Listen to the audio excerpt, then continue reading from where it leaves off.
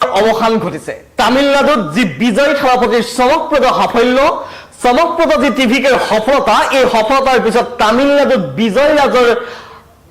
যি আৰম্ভ বা বিজয় ৰাজৰ আৰম্ভ হোৱাটো প্ৰায় এক প্ৰকাৰ নিশ্চিত হৈছে এতিয়া বৰ্তমান বিজয় থালাপতি যিগৰাকী ৰাজ্যপাল তামিলনাডুৰ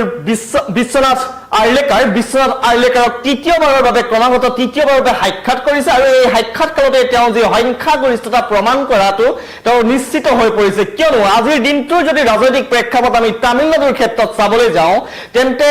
কংগ্ৰেছৰ যি পাঁচজন বিধায়ক এই পাঁচজন বিধায়কে ইতিমধ্যে পৰহিৰ দিনটোতেই টিভিকে তেওঁলোকে সমৰ্থন জনোৱাৰ কথা স্পষ্টকৈ ঘোষণা কৰিছিল তাৰ পৰৱৰ্তী সময়ছোৱাত টিভিকে যিগৰাকী মুৰব্বী সুপাৰস্টাৰ বিজয় থালাপতিয়ে ৰাজ্যপালক সাক্ষাৎ কৰিছিল কিন্তু ৰাজ্যপালে এটা কথাই বাৰম্বাৰ কৈছিল প্ৰথম সাক্ষাততো একেটা কথাই কৈছিল আৰু দ্বিতীয় সাক্ষাততো একেটা কথাই কৈছিল যে যি প্ৰয়োজনীয় চৰকাৰ গঠনৰ বাবে 118 জন বিধায়কৰ সমৰ্থন সেই বিধায়কৰ সমৰ্থন প্ৰথম অৱস্থাত লৈ আহক তাৰ পিছতহে শপত গ্ৰহণ কৰা হ'ব আৰু এই 118 জন বিধায়কৰ সমৰ্থন বা সংখ্যাগৰিষ্ঠতা প্ৰমাণ কৰিব নোৱাৰাৰ বাবেই টিভিকে চমকপ্ৰদ সাফল্যৰ পিছতো কিন্তু শপত গ্ৰহণৰ পৰা অৰ্থাৎ মুখ্যমন্ত্ৰী ৰূপে বিজয় থালাপতিয়ে শপত গ্ৰহণৰ পৰা এখোজ আগুৱাই গৈও আকৌ পিছুৱাই আহিবলগীয়া পৰিস্থিতিৰ উদ্ভৱ হৈছিল কিন্তু আজিৰ দিনটোত এই সকলো ৰাজনৈতিক সমীকৰণ মিলি গৈছে আৰু মিলি যোৱাৰ অন্তত বিজয় থালাপতিয়ে পুনৰবাৰ সাক্ষাৎ কৰিছেগৈ বৰ্তমান যিগৰাকী ৰাজ্যপাল বিশ্বনাথ আৰ্লেকাৰক সাক্ষাৎ কৰিছে আৰু বিশ্বনাথ আৰ্লেকাৰক সাক্ষাৎ কৰি তেওঁলোকৰ হাতত থকা যিটো সংখ্যাবল বা নম্বৰ এই সংখ্যাবল প্ৰমাণ কৰাৰ বাবে তেওঁলোকে এতিয়া উপস্থিত হৈছেগৈ যিগৰাকী ৰাজ্যপালৰ ওচৰত আৰু এই তেওঁলোকৰ এই অংক কেনেকৈ মিলিল আজিৰ দিনটোত যদি আমি চাবলৈ যাওঁ 107 জন বিধায়ক আছে টিভিকে 108টা সমষ্টিত যদিও জয়ী হৈছে কিন্তু 107 জন বিধায়ক থকাৰ যিটো সংখ্যা বা যিটো বিশ্লেষণ সেইটো হৈছে এনে ধৰণৰ যে 108টা সমষ্টিত যদিও জয়ী হৈছে কিন্তু যিগৰাকী মুৰব্বী বিজয় থালাপতি দুটা সমষ্টিৰ পৰা যিহেতু বিধানসভালৈ নিৰ্বাচিত হৈছে সেইবাবে তেওঁলোকৰ বিধায়কৰ সংখ্যা 107 জনহে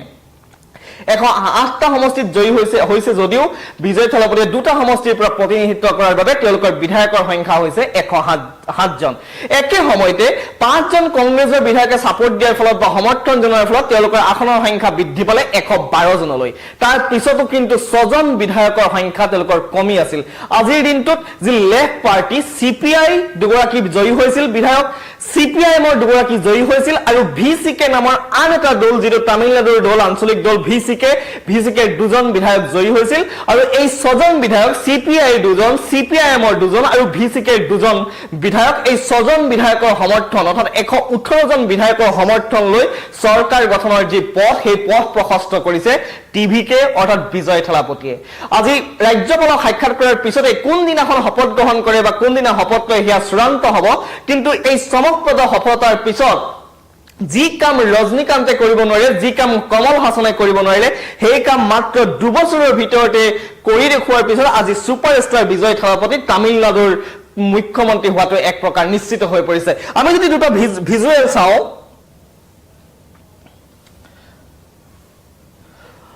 এই এয়া হৈছে যি টিভিকেৰ যি সমৰ্থক সেই সমৰ্থকৰ হৰকুল্লাস আনন্দ তাৰ আনৰ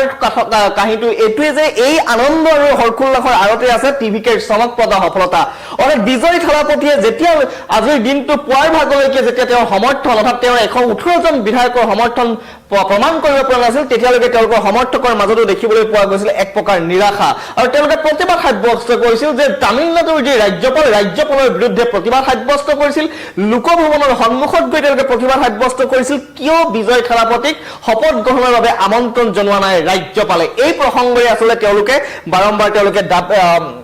যিটো তেওঁলোকৰ হতাশগ্ৰস্ততা বা তেওঁলোকে প্ৰতিবাদ সাব্যস্ত কৰিবলগীয়া পৰিস্থিতি হৈছিল কিন্তু এই সন্ধিয়াৰ ভাগলৈ যেতিয়া তেওঁলোকৰ 118 জন বিধায়কৰ সমৰ্থন প্ৰায় আদায় কৰিছে বা তেওঁলোকে সমৰ্থন দিয়াৰ কথা স্পষ্ট হৈ পৰিছে সিপিআইএমৰ ঘোষণাৰ পিছত তাৰ পিছতে বিজয় থালাপতিৰ এই সকল সমৰ্থক আনন্দত আসলতে তেওঁলোক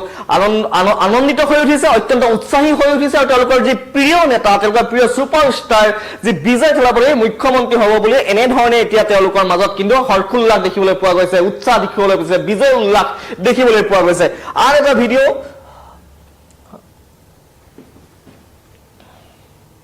এয়া বিজয় থালাপতি যিগৰাকী মুখ্যমন্ত্ৰী হ'ব তামিলনাডুৰ শপত গ্ৰহণ কৰিব তেওঁ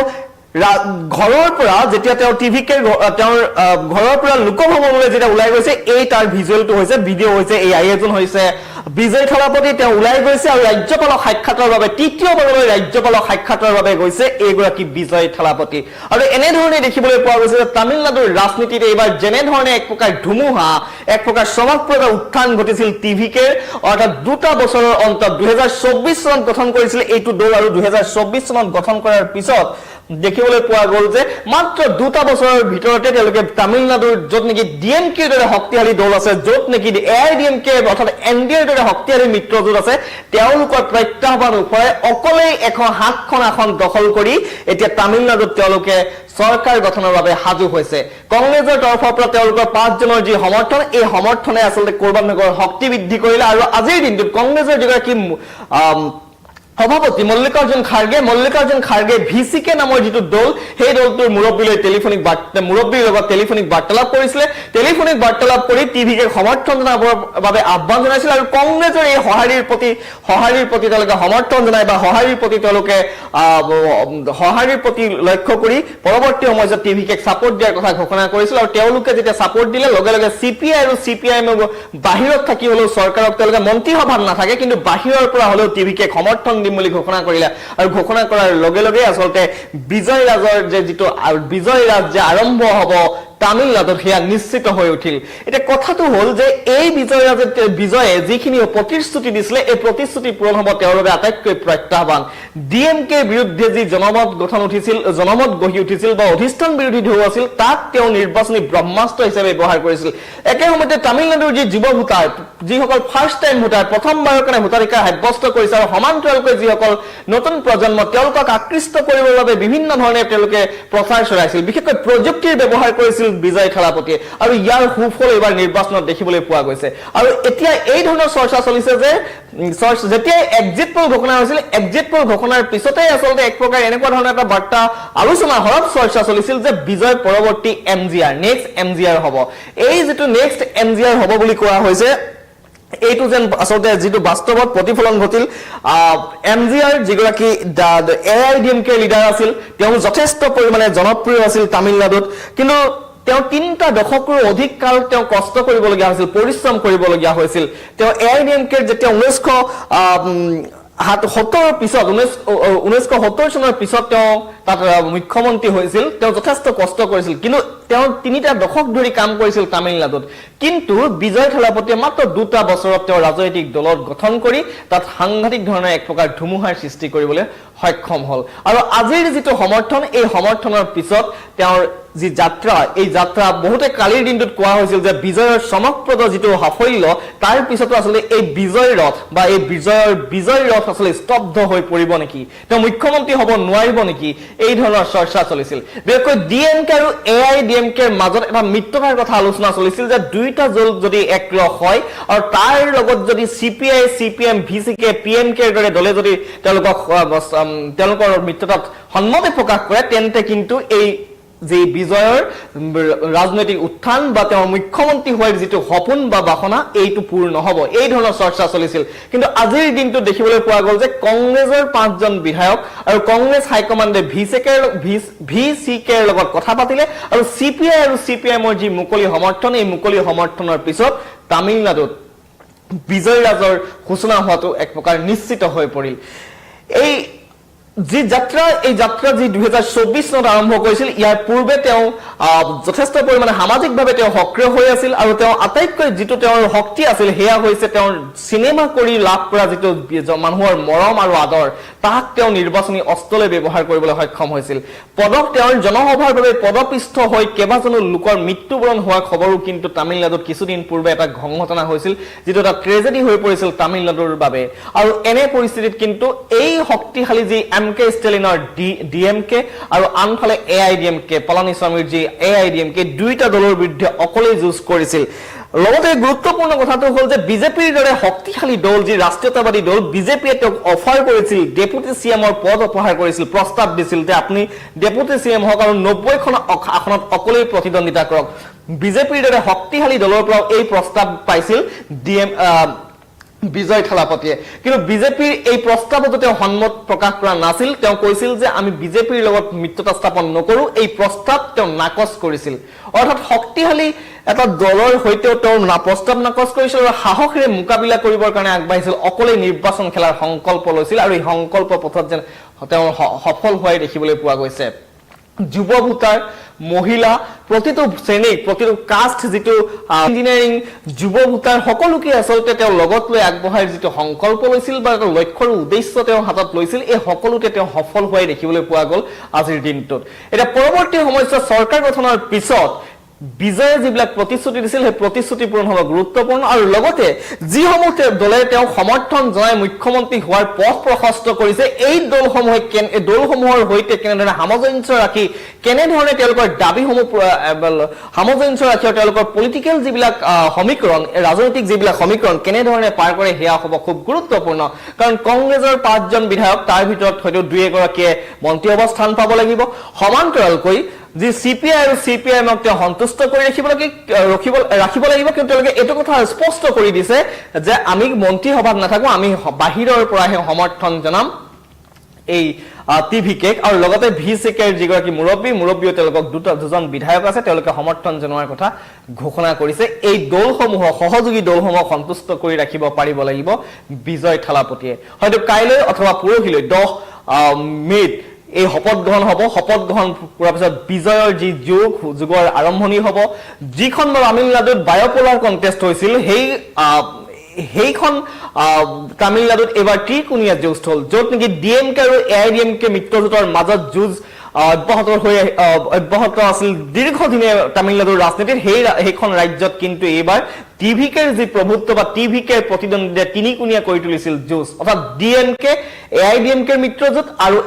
আনফালে অকলেই আছিল টিভিকে এই তিনিটাৰ মাজত হৈছে ট্ৰায়াংগুলাৰ এটা কন্টেষ্ট হৈছিল অৰ্থাৎ ত্ৰিকোণীয়া যুঁজ হৈছিল তামিলনাডুত সমগ্ৰ তামিলনাডুৰ ৰাজনৈতিক বাতাবৰণী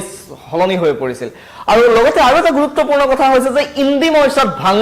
মৰ্চাত এইবাৰেই ভাঙোন আহিছে যে ডিএমকে আৰু কংগ্ৰেছৰ মাজত দীৰ্ঘদিনীয়া যিটো মিত্ৰতা আছিল এই মিত্ৰতাৰো এক প্ৰকাৰ অৱসান ঘটিছে টিভিকে এখন হাতখন পোৱাৰ পিছতে কংগ্ৰেছে তেওঁলোকক সাপোৰ্ট দিয়াৰ কথা যেতিয়া ঘোষণা কৰে তেতিয়াই আচলতে ডিএমকে নাৰাজ হৈছিল কংগ্ৰেছৰ বিৰুদ্ধে আৰু কিছু সময় পূৰ্বে এনে খবৰো আহিছে যে এতিয়াৰ পৰা লোকসভাত কংগ্ৰেছৰ হৈতে একেলগে নবহে ডিএমকে কিয়নো ডিএমকে তেওঁলোকে বিশ্বাসঘাতকতা কৰিছে বুলি অভিযোগ উত্থাপন হৈছে কংগ্ৰেছৰ বিৰুদ্ধে কংগ্ৰেছ নেতৃত্বৰ বিৰুদ্ধে ক্ষুণ্ণ হৈছে আৰু ক্ষুণ্ণ হোৱাৰ ফলতেই এই ডিএমকে কংগ্ৰেছ সাংসদৰ হৈতে লোকসভাত ডিএমকে সাংসদ একেলগে নবহে বুলি ইতিমধ্যে তেওঁলোকে ঘোষণা কৰিছে অৰ্থাৎ তেওঁলোকৰ নেতাই ঘোষণা কৰিছে কংগ্ৰেছৰ বিৰুদ্ধে ক্ষুণ্ণ হৈছে এটা দীৰ্ঘদিনীয়া মিত্ৰতা তেওঁলোকৰ মাজত আসলতে এই যিটো মধুচন্দ্ৰিকাৰ অৱসান ঘটিছে আৰু মধুচন্দ্ৰিকাৰ অৱসান ঘটাই ডিএমকেক সাপোৰ্ট দিছে কংগ্ৰেছ আৰু ইয়াৰ লগে লগে কিন্তু ইন্দি মৰ্চাটো ভাঙন আহিছে আজিৰ দিনটোত আৰু এটা চৰ্চাত আছিল খবৰ হেয়া হৈছে যে এআইডিএমকে ত্যাগ কৰিব পাৰে এনডিএ যেহেতু এআইডিএমকে ডিএমকে লগত মিত্ৰতা স্থাপনৰ কথা এটা চৰ্চা চলিছিল আৰু লগতে আন এটা সমীকৰণ চলিছিল হেতু হৈছে এনে ধৰণৰ যে টিভিকে কিবা কাৰণত সাপোৰ্ট দিব নেকি বা সমৰ্থন জনাব নেকি এআইডিএমকে যদি হে টিভিকে সাপোৰ্ট দিয়ে তেন্তে এনডিএৰ পৰা বাহিৰ ওলাব লাগিব এআইডিএমকে কিন্তু তেনে ধৰণৰ এক আলোচনা চলিছিল কিন্তু আজিৰ এতিয়া কিন্তু হেই যিটো চৰ্চা যে এনডিএ ত্যাগ কৰাৰ যিটো চৰ্চা এআইডিএমকে তেনে ধৰণৰ চৰ্চা আসলতে বাস্তৱত পৰিণত হতে নহবগৈ যিহেতু টিভিকে সমৰ্থন লাভ কৰিছে ভিচিকে সিপিআই সিপিআইএম আৰু কংগ্ৰেছৰ এনেস্থলত এই সমীকৰণ হয়তো এনডিএৰ পৰা তেওঁলোক ওলাই নাযাব এআইডিএমকে আৰু ডিএমকে আৰু কংগ্ৰেছৰ এই যি বৰ্তমান যিটো সম্পৰ্ক এই সম্পৰ্ক কিন্তু পৰৱৰ্তী সময়ত গুৰুত্বপূৰ্ণ হ'ব কিয়নো তামিলনাডুত কেইবাখনো